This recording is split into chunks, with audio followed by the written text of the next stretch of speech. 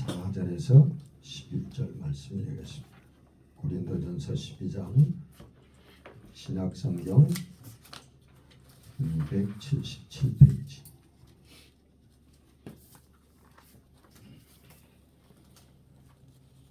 (12장 4절)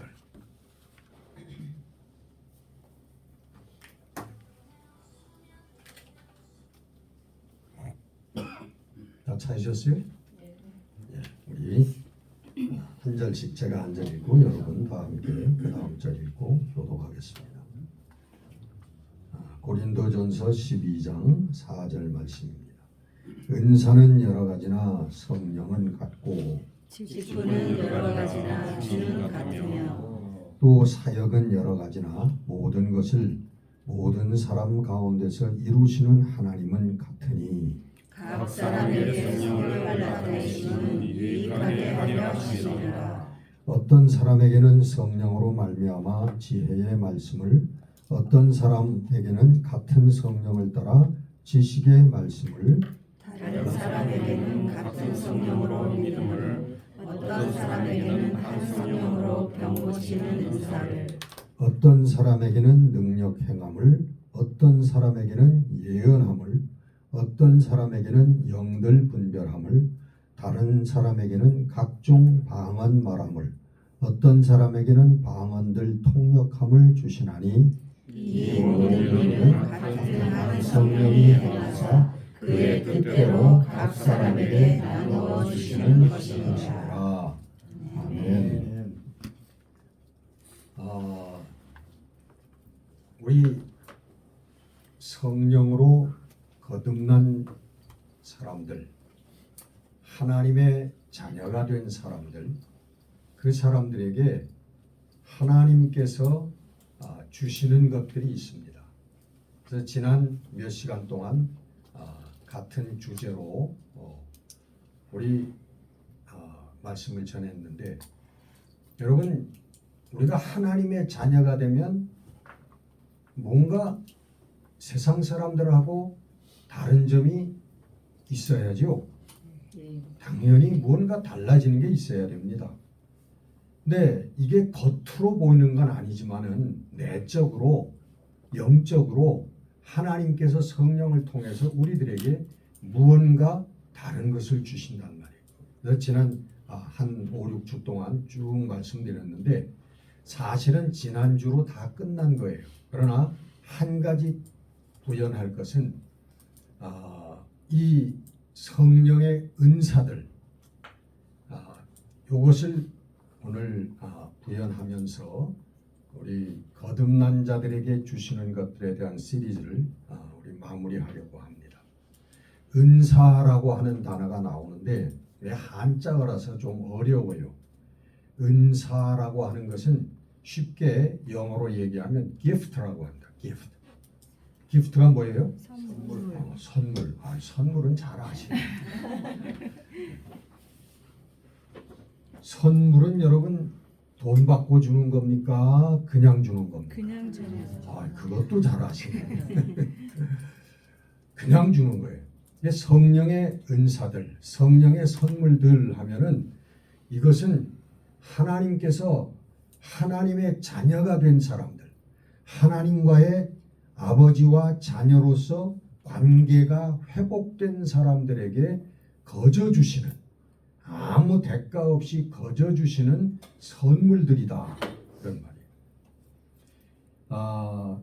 이 선물들이 여러 수십 가지가 있어요, 성경에 보면. 근데 우리가 거듭나면, 성령으로 거듭나는 순간 하나님께서 이 수십 가지 성경에 나오는 은사들 중에 적어도 한 가지 이상씩 모든 하나님의 자녀가 된 사람들에게 주십니다. 거저 주세요. 어떤 사람은 한 가지 받는 사람도 있고, 어떤 사람은 5가지를 받는 사람도 있고, 어떤 사람은 10가지를 받는 사람도 있어요.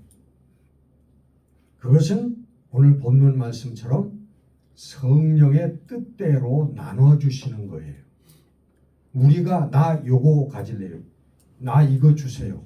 여러분, 선물 받는 사람이 그러는 사람이 있습니까? 선물 주려면 나 이거 주세요. 그 괘씸해서 줄려다가도 안 주지. 우리 어린 아이들 자녀들은 혹 그럴 때 있어요. 야, 생일 선물 뭐 줄까? 그러면은 나 이거 주세요. 뭐 그럴 수도 있죠. 이거는 성령께서 우리 성령의 뜻대로 우리 성령께서요. 다시 말하면 하나님께서 내 자신 나보다 내 자신을 더 잘 알고 계시는 분이 하나님이세요. 내 성격이 어떤가? 나는 무엇을 좋아하는가? 너 어떨 때 이렇게 행동하는가? 어떻게 결정할 것이다. 요거를 하나님이 내 자신보다도 더 잘 알고 있어요. 그게 너무나 잘 아시는 하나님께서 우리들에게 딱 맞는 은사를 선물을 허락해 주신다는 겁니다. 자, 오늘 본문 가운데서 많이 나오는 단어가 하나 있어요. 강조하는 거죠. 강조하는 단어가 있는데 뭐냐 하면 같으니, 같다 이런 뜻이에요. 이런 말씀이 나오는데 뭐가 같아요? 성령이 같다. 뭐가 하나예요? 성령이 하나다. 이 말씀을 우리들에게 강조하고 있습니다. 그래서 이 은사들을 주시는데 이 은사가 하나님 성령으로부터 오시는 한 가지의 은사라는 거예요. 종류는 여러 가지만 똑같다는 거예요. 우열도 없고 어떤 거는 귀하고 어떤 건 덜하고 어떤 거는 중하고 어떤 건 가볍고 그런 것이 아니라 동일한 하나님 성령으로부터 오는 주시는 그런 선물들이다. 그렇게 말씀을 하고 있는 것입니다. 자, 간단하게 이제 종류에 대해서 말씀을 드릴 텐데 오늘 이 사실 은사론에 대해서도 여러 시간 동안 우리가 공부를 해야 됩니다. 오늘은 개론적인 부분만 이렇게 말씀을 드릴 거예요. 오늘 본문 고린도전서 12장은 은사장으로 성령의 은사장으로 유명한 장입니다. 또 성령의 은사장 하면 또 다른 게 뭐가 있을까요? 로마서 12장 또 에베소서 4장 이렇게 은사장 하면은 딱 그렇게 떠올라야 돼요. 제가 이게 한 약 5번 정도는 말씀을 드린 거예요.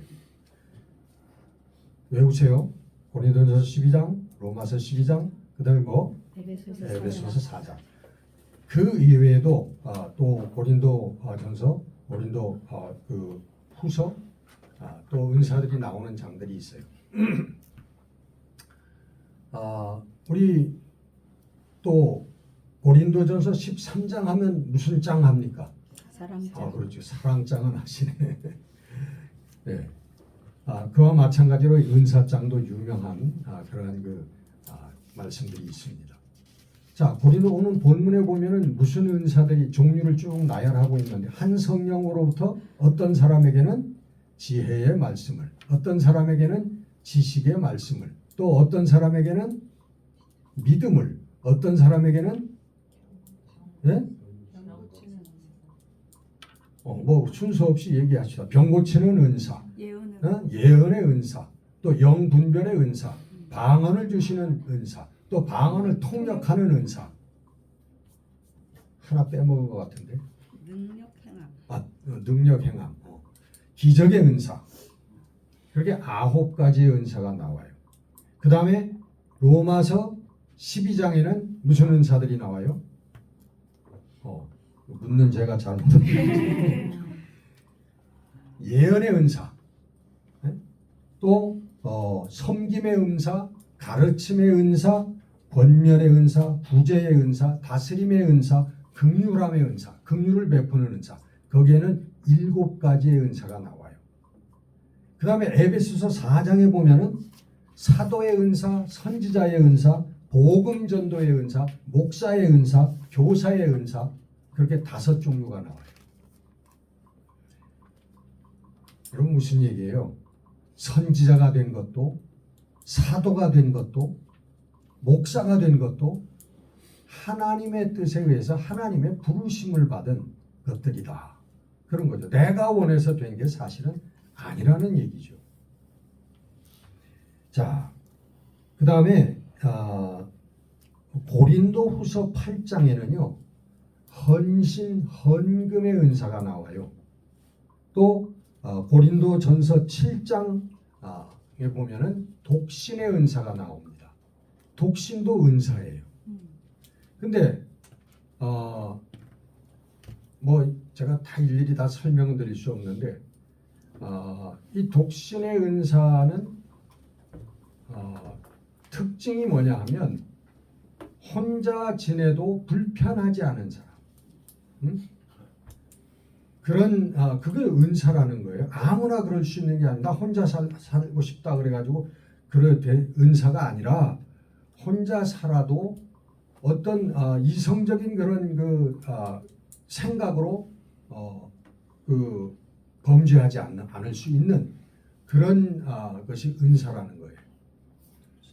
헌금의 은사도 마찬가지예요. 헌금도 우리가 헌금을 드릴 때 우리가 아까운 마음이 없이 기쁜 마음으로 드릴 수 있는 거, 하나님을 사랑하는 마음으로 드리는 거죠. 그게 은사라는 거예요. 뭐 이 은사들 이렇게 지금 20몇 가지를 말씀드렸는데 갈라디아서 5장에 나오는 성령의 열매, 이 열매도 은사의 범주로 우리가 해석하게 되면 30몇 가지로 넘어가게 됩니다. 여러분, 성령의 열매는 뭐예요? 첫째, 사랑이죠. 사랑. 우리가 성령을 따라서 성령 충만해서 살게 되면 우리의 삶에 맺히는 열매들이 있는데 그게 사랑의 열매라는 거예요. 사랑의 열매, 그 다음에 뭐 오래 참음의 열매, 희락, 화평, 자비, 양성, 온유, 충성, 절제, 뭐 이런 거기도 9가지의 그런 그 열매가 성령의 열매들이 나와요. 근데 한 가지 부연해서 설명하면 원문에는요, 사랑, 성령의 열매 사랑하고 컴머하고 그 나머지 8가지는 그 사랑을 설명하는 그러한 내용으로 되어 있어요. 그래서 어떻게 보면은 성령의 열매는 유일한 사랑입니다. 오래 참음과 화평과 희락과 자비, 양성, 충성, 온유, 절제 이런 것들은 그 사랑의 열매 가운데 다 포함될 수 있는 그런 열매들이다. 자, 넘어가고요. 성령의 은사의 그런 목적이 뭐냐? 왜 하나님께서 하나님의 자녀들에게 이런 은사를 주시느냐 그런 말이에요. 오늘 아까 말씀드린 것처럼 이 오늘 본문에 제일 많이 나온 단어 중에 하나가 같은, 그리고 같은 성령, 한 성령, 이런 강조점이 있는데 이게 무슨 말씀인가 하면요, 하나님께서 우리들에게 이 은사를 주시는 목적을 설명하는 거예요. 한 성령께서 주셨다. 이건 성령의 은사들은 어떤 분열을 가져오는 것이 아니라 우리가 화합하고 하나 되기 위한 그러한 그 성령의 은사들이라는 거예요. 선물들이라는 거예요. 그 중에 특별히 방언의 은사 있잖아요. 방언의 은사는 혹시 여기서 방언의 은사 체험해 보신 분도 있으리라고 생각을 합니다. 이 방언의 은사는 이 창세기에 나오는 바벨탑의 역사하고 대비되는 그런 역사예요. 그 노아의 큰 홍수 후에 인간들이 번성하기 시작할 때에 바벨탑을 쌓기 시작했습니다. 왜 바벨탑을 쌓았어요? 다시 이런 큰 물난리가 나고 홍수가 나게 되면 우리가 높은 탑을 지어서 그 위에 올라가서 살아보자. 그래가지고 바벨탑을 지었다는 거예요.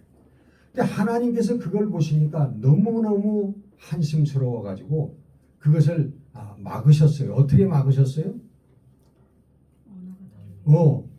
아래에 있는 사람, 밑에 있는 사람 각자 언어를 다 말을 다르게 만들어 놓으시니까 이게 탑을 짓다가 말이 통하지 않으니까 지을 수가 없는 거예요. 거기서 야 위에서 야 벽돌 좀 빨리 올리라니까. 그러니까 밑에서는 왁가리 맛이다.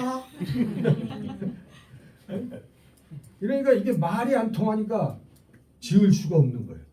다 뿔뿔이 흩어졌다. 다시 말하면 분열이 됐다는 거예요. 분열이. 예?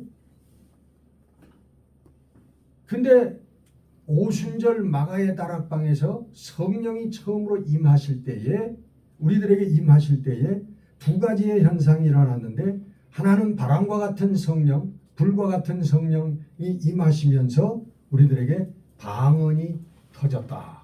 그렇게 기록이 되고 있습니다. 이 방언이 터져서 모두가 한 방언으로 저희들이 했다. 이것은 바벨탑에서 흩어졌던 언어, 분열의 역사가 이 오순절의 역사, 성령의 임재하시는 역사 가운데 하나가 되어졌다고 하는 상징적인 의미가 거기에 있는 것입니다. 이 방언의 근본적인 그 뜻을 우리가 알아야 돼요. 뭐가? 자, 이 두 번째의 이 강조점은 뭐냐면 이것이 개인적인 은사가 선물이 아니라고 하는 거예요. 개인을 위해서 주시는 것만이 아니라는 것입니다. 물론 우리 개인들에게 살아계신 하나님이 정말 살아계시구나.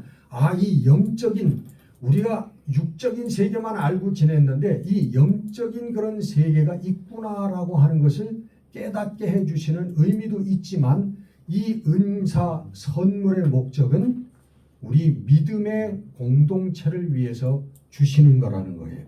그게 목적이에요. 오늘 각 7절에 각 사람에게 성령을 나타내심은 유익하게 하려 하심이라. 이 영어 성경에 보니까 for the common good 그렇게 되어 있어요. common 공동적인 네? 선을 위해서 common good for the common good 그것을 위해서 성령의 선물을 우리들에게 주셨다는 거예요. 그래서 이것은 개인이 아니라 믿음의 공동체를 위해서 주시는 하나님의 선물이다. 그렇게 우리는 알아야 됩니다. 제가 기억하기로는 1970년대에 한국에 우리 여기서 이 방언 때문에 분쟁이 크게 일어났어요.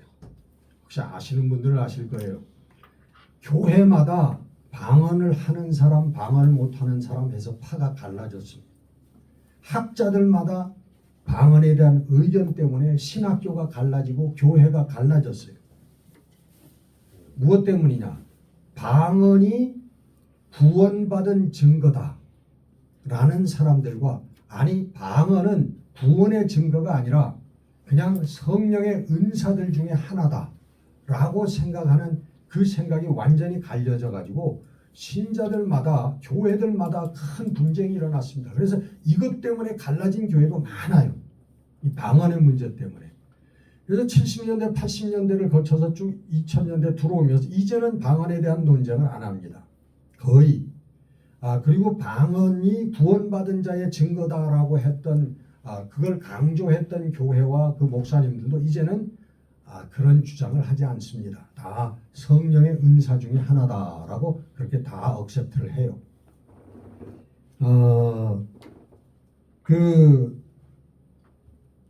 이 또 무슨 은사 중에 치유의 신유의 은사를 받아가지고 개인 재단을 기도 재단이다. 그래가지고 예언 재단, 치유의 재단 그런 것들이 80년대, 90년대에 많이 유행했던 걸로 알고 있습니다. 그래서 개인 가정에다가 재단을 차려놓고 집사님, 권사님이 내가 은사 받았다. 내가 그 예언의 은사 받았다. 그래가지고 가면은 이번에 아들이 서울대학 붙을 거다, 못 붙을 거다. 이사를 해라 말라 이따위 소리를 비롯해가지고 그러고서는 중요한 거는 또 돈 봉투를 받는 거야. 그 개인 재단에서. 영업을 하는 거예요. 영업을. 요즘에는 뭐 그런 게 많지 않으리라고 그렇게 생각을 합니다만은 한동안 그렇게 해서 그분들이 가서 예언이라고 그래서 또 알아맞히고 그러니까 거기에 추종을 하는 사람들이 많아서 교회에서 떨어져 나오고 이상한 데로 결국 나중에 흘러 들어가고 했던 그런 경우가 많이 있었습니다. 그래서 이 방언이나 신유의 은사나 이 모든 이 성령의 이 선물들이요, 교회의 분열을 가져오고 성도와 성도 간의 차별을 가져오고 이런 것은 근본적인 하나님께서 우리들에게 성령의 은사를 주신 목적과 완전히 다르다는 거예요.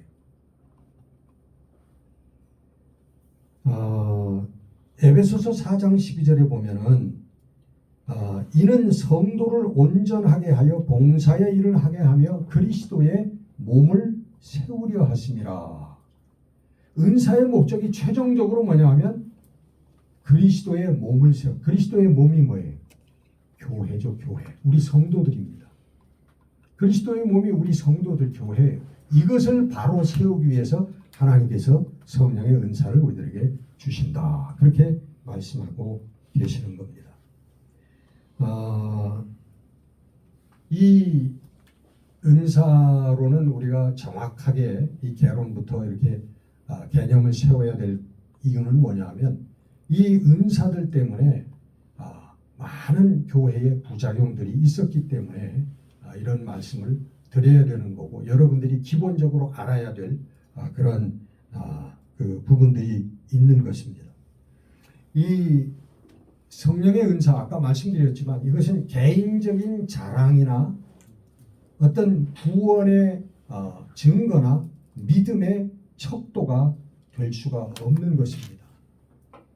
절대로 구원의 증거가 아니에요. 은사 받은 성령의 은사를 받은 사람들, 내가 환상을 받다, 방언의 은사를 받았다, 예언의 은사를 받았다, 이런 사람들이 그게 곧 구원의 증거가 되는 건 아니라는 거예요. 그런 사람들이 얼마든지 나중에 타락하고 돈에 타락하고 이성에 타락하고 그런 사람들이 얼마든지 있어요.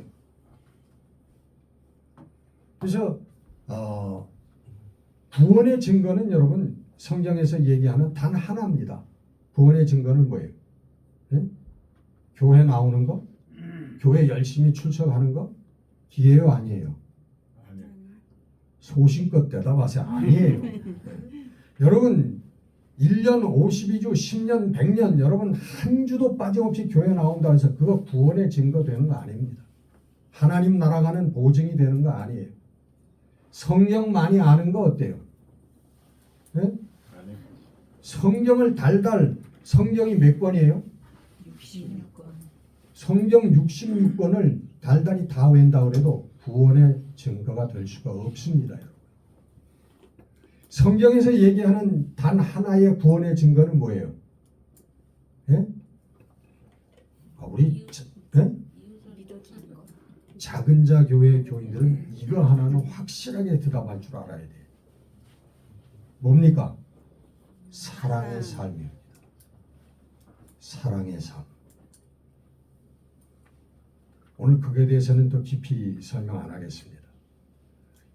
열매를 보아할지어다. 여러분 삶에 이 사랑의 열매가 없으면 여러분 절대로 구원받아 하나님께로 갈 수가 없습니다.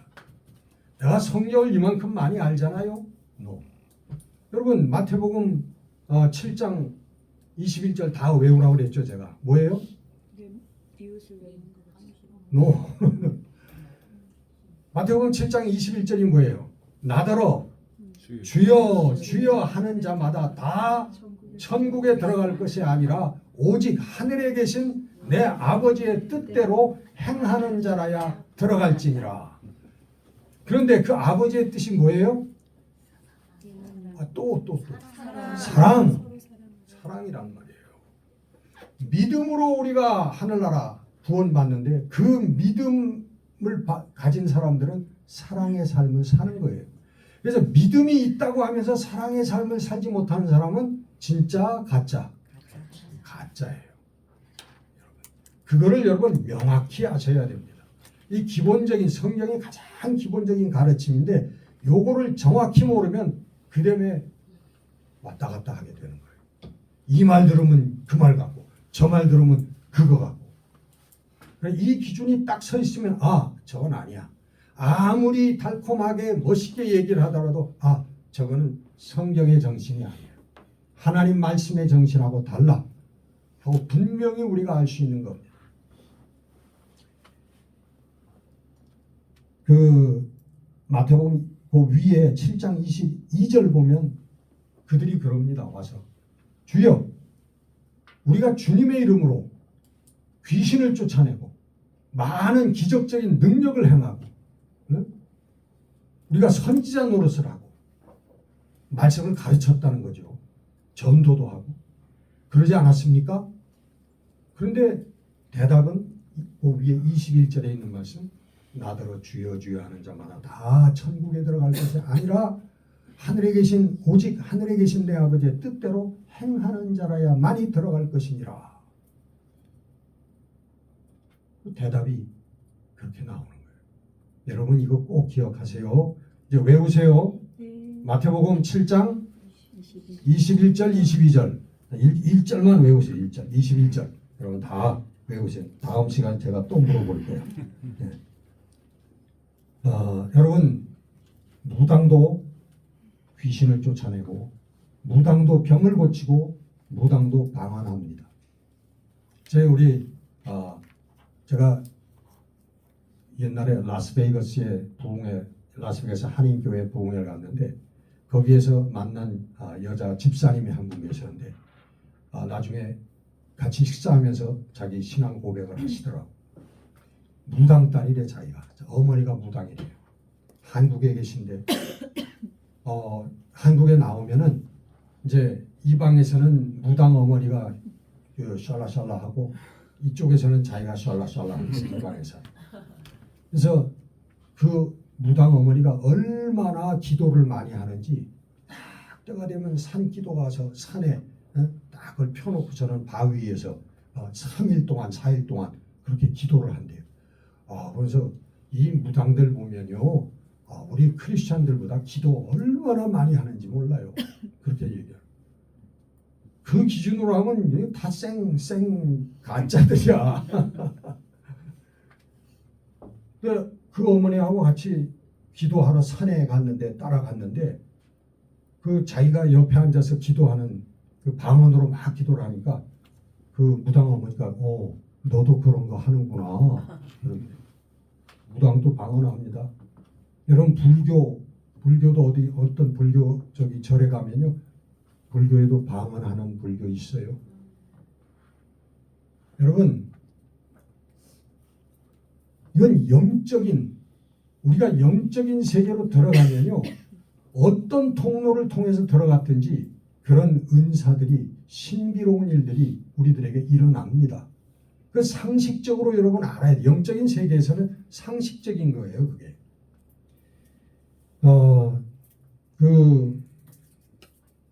여러분 출애굽기에 보면 모세가 이스라엘 백성들을 그 애굽 땅에서 데리고 나오잖아요. 하나님께서 지시한 가나안 땅으로 가기. 근데 처음에 애굽 왕을 바로라고 그래요. 파로. 그 바로 왕이 이스라엘 백성들을 안 놔주잖아요. 자기들이 노예로 잘 부려먹고 있는데 어떻게 그 노동력을 다 해방시켜 주겠습니까? 결국은 나중에 모세가 그 바로 앞에 가서 10가지의 기적을 행합니다. 한 가지만 말씀드리면 바로 왕 앞에서 모세가 잡고 있던 지팡이를 던지니까 그 지팡이가 뭐가 됐어요? 뱀이 돼가지고 촤르르. 그랬더니 그 바로가 뭐라고 그래? 우리 술사들을 불러와라.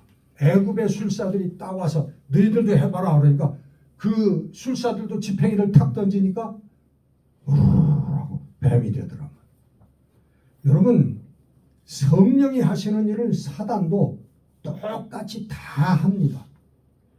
오히려 사단은요 기적과 이적을 성령이 행하시는 것보다 더 드라마틱하게 합니다. 왜? 우리 영혼들을 꼬이기 위해서. 이단의 가장 큰 특징이 뭐예요? 기사와 이적입니다. 기사와 이적. 우리가 깜짝 놀라. 이거 어떻게 알지? 이걸 어떻게 행하지?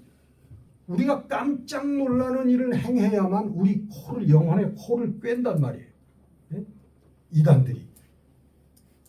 그래서 여러분, 저기 대학 교수도 박사도 다 이단으로 넘어가는 겁니다. 뭐 때문에? 기사와 이적 때문에.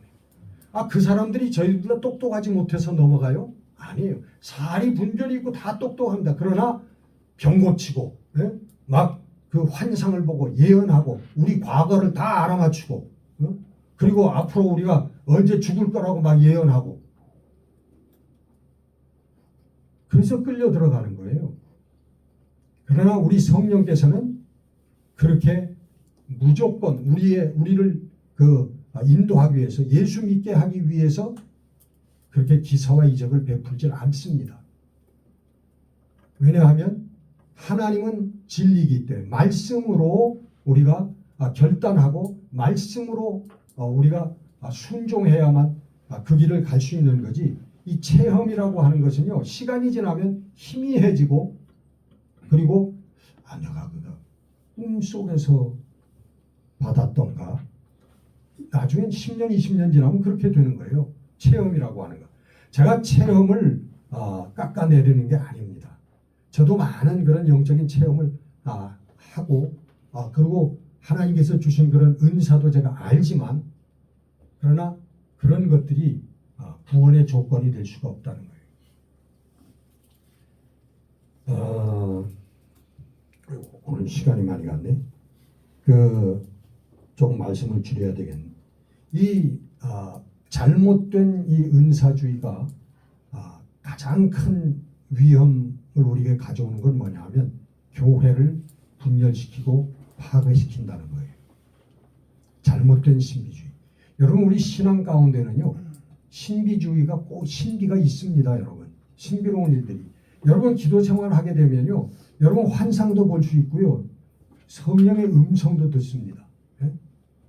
그리고 어떤 사람은 예언의 능력도 받아요. 그런 걸 막 예언도 합니다. 방언, 물론 방언도 받지만 여러 가지 그런 신비로운 일들이 여러분 상식적으로 있어요. 이 신앙의 세계 가운데는. 그런데 문제는 뭐냐 하면 그런 신앙의 체험을 한 사람들을 잘못 인도를 한다는 거예요. 오늘날 교회에서 어떻게 인도를 하냐 하면 말씀으로 인도를 해야 되는데, 하나님의 말씀으로 말씀을 공부시키고 은사는 이런 겁니다. 그래야만 그 성도들이 바로 구원의 길을 걸어갈 수 있는데, 이거를 계속 신비주의적인 그런 열광주의적인 기도회나 산길 이런 그런 감정적인 것으로만 자꾸 인도를 하는 거예요. 그래가지고 방언을 한다, 무슨 환상을 본다, 산기도를 다닌다 하는 사람들 중에서도 하나님의 말씀을 처음부터 끝까지 한 번도 못 읽어본 사람, 안 읽은 사람들이 얼마든지 있더라고. 몰라. 하나님의 말씀을 몰라요. 하나님의 말씀을 모르면서 방언을 해. 하나님의 말씀을 모르면서 환상을 봤다 그러고 예언을 한다고 해. 여러분, 이거 얼마나 위험한 일입니까? 잘못돼요.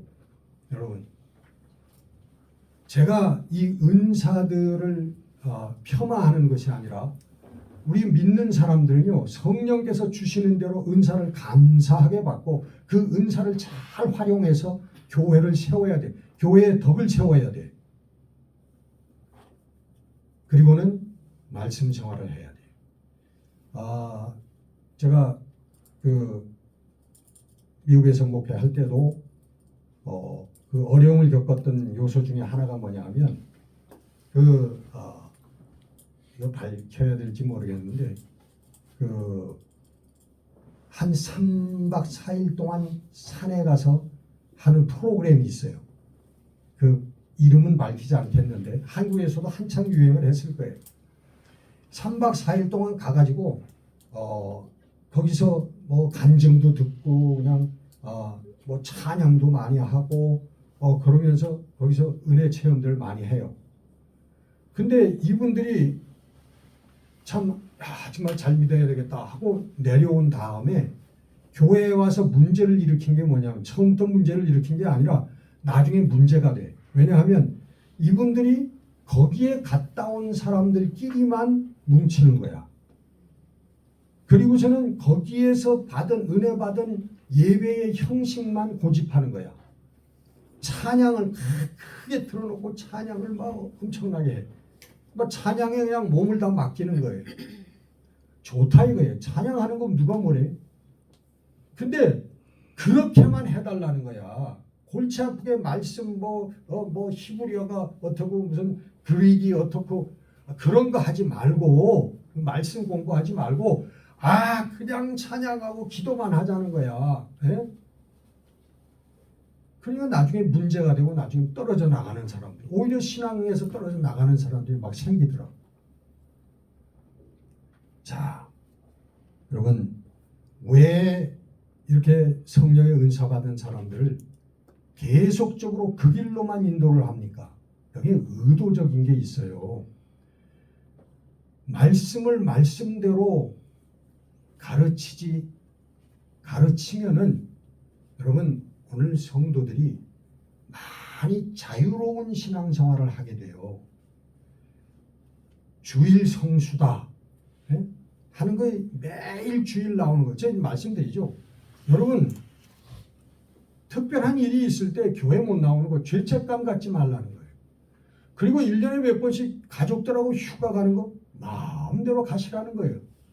어디에 가도 교회가 있고 교회가 없는 산골짜기 가면 여러분들끼리 앉아서 잠시 동안 가족들과 예배드리면 여러분 그게 주일 성수하는 겁니다.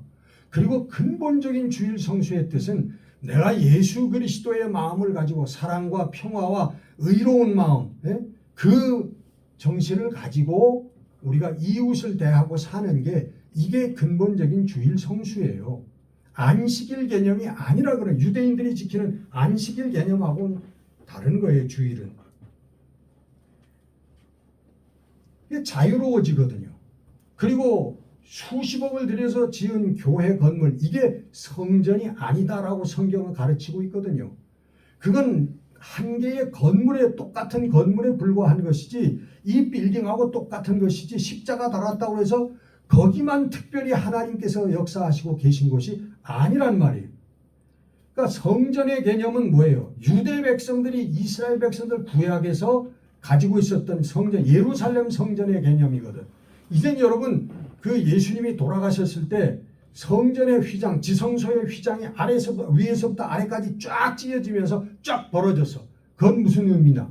이제는 모든 사람이 지성소 하나님 앞으로 직접 나갈 수 있다는 거예요. 제사장들을 통하지 않고.